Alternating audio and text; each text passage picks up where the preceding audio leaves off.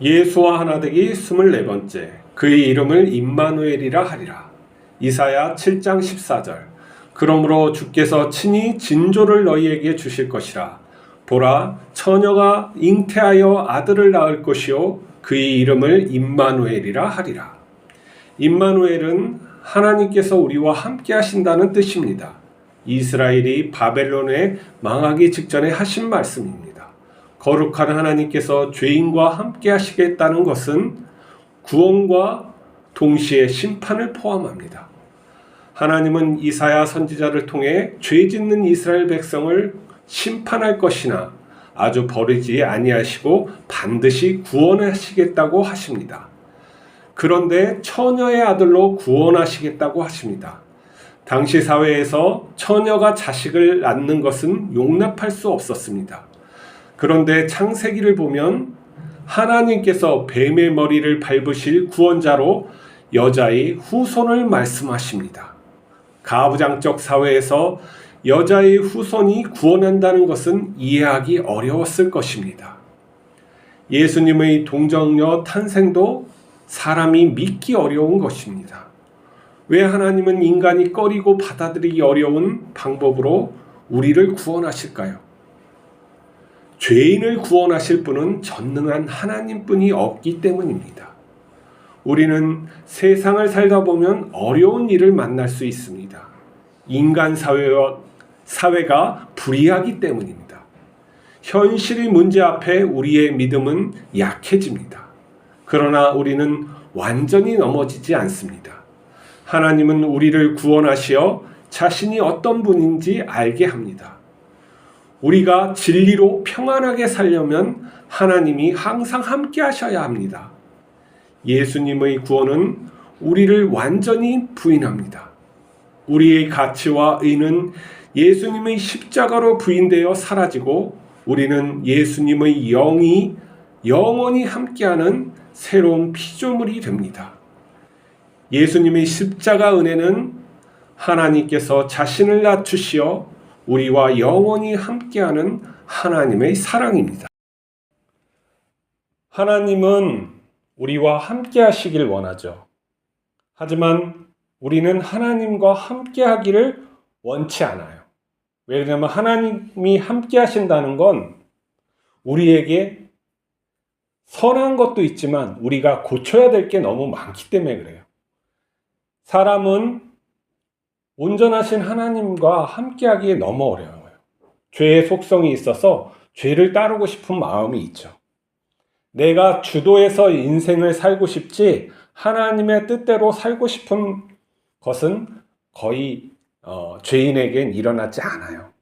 그 의로움마저 어떤 의를 위함마저 나의 것으로 만들고 싶은 게 인간의 욕망이에요. 그래서 하나님이 함께 하시는 것을 좋다 하는 것은 사실은 하나님의 뜻대로 내가 살겠다 하는 그런 결심이 있지 않고서는 어려운 일이죠. 자, 임마누엘 하나님은 무엇이냐면 하나님이 우리와 함께하는 거예요. 근데 그 함께하는 것이 영원히 함께하는 거라고 할 수가 있겠어요. 왜 그러냐면 우리가 진리로 이 땅을 온전히 살아가기 위해서는 하나님이 함께 하셔야 되기 때문에 그런 것이죠. 그 진리가 하나님이기 때문에 그래요. 어떤 하나님과 진리를 나누어서 생각할 수가 없어요. 그리고 우리가 진리를 따른다는 것은 순종하며 살겠다고 하는 거나 똑같아요. 진리를 따름과 순종하며 살겠다는 것이 하나라는 이야기죠.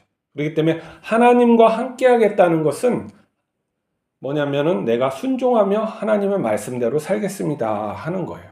여기에서 나의 의가 포함되어 있지 않아요. 우리는 진리를 향해 가고 있지 않으면 하나님과 함께하고 있지 않다고 생각해도 무관해요. 자, 하나님께서는 임마누엘 하나님을 이야기하면서 처녀가 잉태하여 아들을 낳을 거라고 했어요. 당시 처녀가 아들을 낳으면 어떻게 돼요? 죄죠. 죽어야 된다는 거예요. 근데 그 처녀가 잉태하여 아들을 낳고 그가 성장하리라 하고 하는 거예요. 그 놀라운 어떠한 하나님이 함께 하시는 징조를 보여주겠다 하는 것이 이 처녀가 잉태하여라고 해요. 그리고 이 말씀은 더 위로 추적해 보면 어디 있냐면 창세기에 나와 있어요. 여자의 후손이 구원하리라 하고 있어요.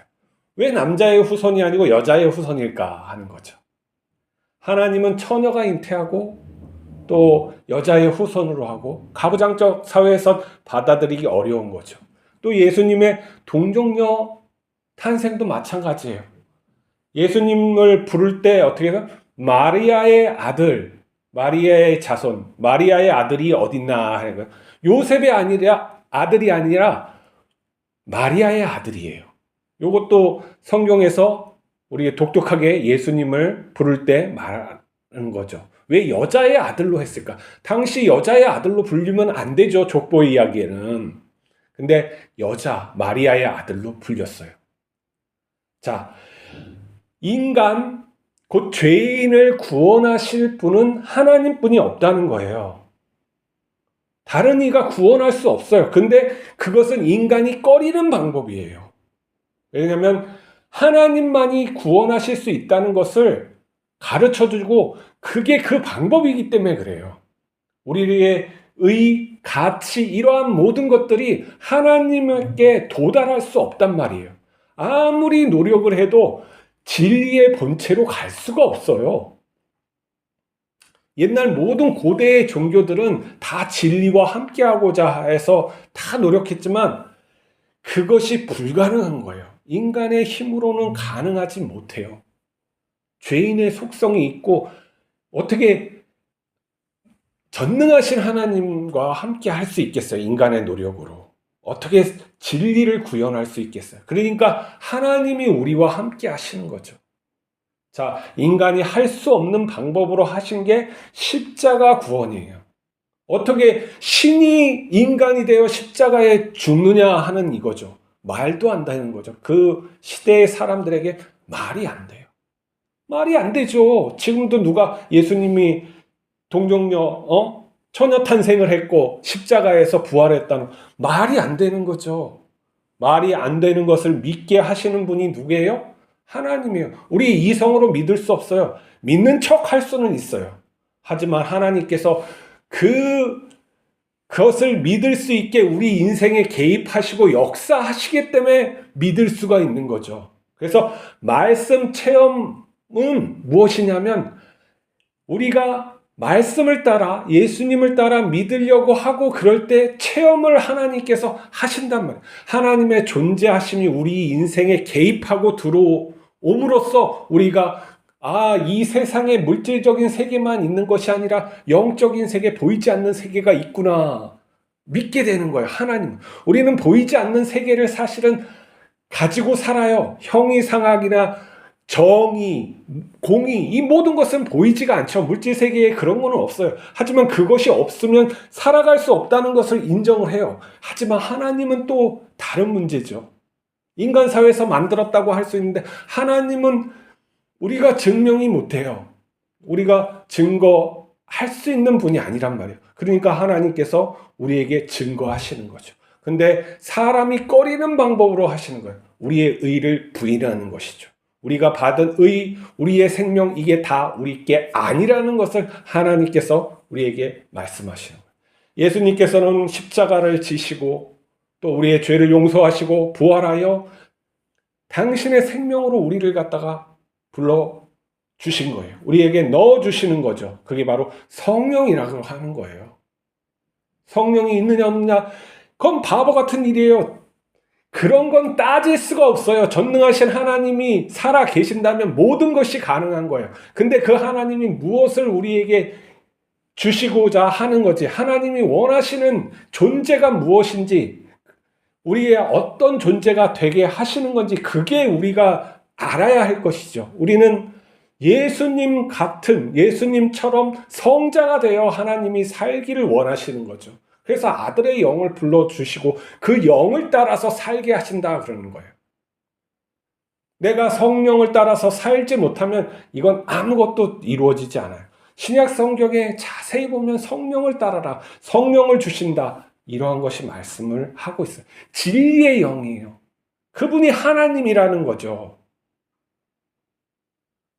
이것을 믿지 못하겠으면 기도하고 구하여 받을 수밖에 없어요. 하나님이 살아계신지도 확신 못하는데 그보다 더 어려운 성령님이 있는지 없는지 그걸 어떻게 알겠어요? 내 삶에 경험되어지지 않으면 안 되는 거예요. 지식으로 도달할 수 있는 그러한 것들이 아니에요. 우리의 믿음이 되는 게 아니란 말이죠. 우리가 믿고 구하는 것은 작은 한계예요. 하나님이 그것을 의로 보시고 은혜를 주신 다음에 우리가 비로소 하나님을 체험한 믿음으로 우리가 하나님을 앙무하고 사랑하게 된다는 것이죠. 우리에게 십자가 구원을 주심은 무엇이냐면 자신의 생명을 주시고 자신의 영을 주셔서 우리가 그 예수님을 따라 살아갈 수 있게 하는 거예요. 하나님의 창조하심이죠. 죄인의 이 버려져야 하고 심판받아야 할 이 죄인을 하나님의 의와 사랑과 공의와 그 모든 것으로 새롭게 빚으신 거죠. 우리가 이것을 삶에서 체험받아서 살아야 되는 거예요. 기도하고 말씀 깨닫고 이걸 갖다 실천해서 내가 그 하나님이 주신 은혜를 경험을 할 때 하나님이 나와 함께 하시는구나 알게 하는 거죠. 우리가 하나님께서 우리를 함께 하심은 영원한 함께 하심이에요. 그래서 그 하나님께서 우리 내면으로 우리 마음속으로 들어온 거죠. 우리 육체 가운데 들어오신단 말이에요. 지금 들어와 계심을 믿어야 하는 거예요. 성령을 내가 받았다고 믿는 사람들은 믿어야 하는 거예요. 성령은 우리가 양심 그런 게 아니에요. 하나님의 영으로서 의지가 있고 우리에게 지시하시는 분이란 말이죠. 우리가 깊이 기도하고 그러면 깨닫게 하고 나와 다른 의식이 나에게 말씀하시는 것을 깨달을 수 있어요. 사람이 생각하기엔 정신병으로 가야 되겠지만 그 결과가 진리로 드러나고 생명으로 드러나고 옳음으로 나타나면 그것은 반드시 하나님의 영광, 그 영이 있는 것이죠. 우리의 인생이 우리가 믿고 있는지 안 믿고 있는지 하나님이 살아계신지 아닌지 증명을 해주는 거예요. 나의 인생을 돌아보고 하나님이 살아계신지 아닌지 보시기 바랍니다. 그리고 그것이 믿기지 않으면 다시 결단하고 하나님의 예수님이 원하시는 그 삶, 그 가신 길을 따라서 하나님의 증거를 받으시기 바랍니다. 기도하시겠습니다. 하나님 아버지, 우리와 함께 하심을 증거하여 주시옵소서. 우리의 삶에 나타나 주시고 우리의 내면에 역사하여 주셔서 우리가 성자의 삶을 살아갈 수 있게 하여 주시옵소서. 하나님의 자녀답게 살아서 이 땅에서 하나님 나라의 영광을 누리고 또 죽어서 하나님의 품속에 가는 하나님의 영광을 받을 수 있도록 하나님 우리를 축복하여 주시옵소서. 우리 주 예수 그리스도의 이름으로 기도하옵나이다.